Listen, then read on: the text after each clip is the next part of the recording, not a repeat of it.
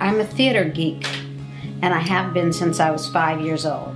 So my first Broadway show that I saw when I was 14 was Ethel Merman in Gypsy.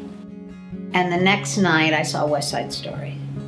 So I felt the earth move. I felt the shift in my life, that sometime, some way, I was going to be a part of that.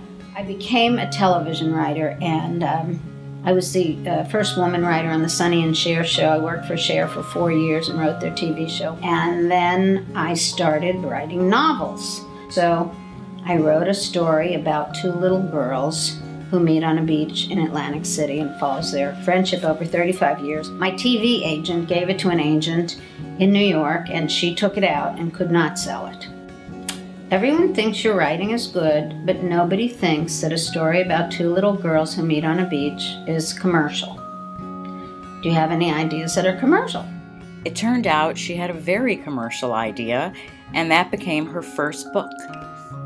So that was my first novel, The Boys in the Mailroom, and then that became a huge success. Aaron Spelling bought it as a mini-series, and it was a New York Times bestseller, and all of a sudden everybody said, well, where's that book about the two little girls? And suddenly I was able to sell that. The character of Cece in Beaches is really based loosely on Cher, because I sat next to her in the makeup chair for 4 years talking about our lives, and I knew her pretty well. I showed it to my husband, and he said, he read the outline, the chapters in the outline, and he said, do you know anyone who knows Bette Midler? And I said, well, I know someone who knows someone who knows someone who knows Bette Midler. And he said, get this to her. I had seen her perform, so I had seen that snazzy persona that she puts on, and she, of course, is nothing like that. And she was wearing tights and a big shirt, and the first thing she wanted to do was stand back to back and see who was taller.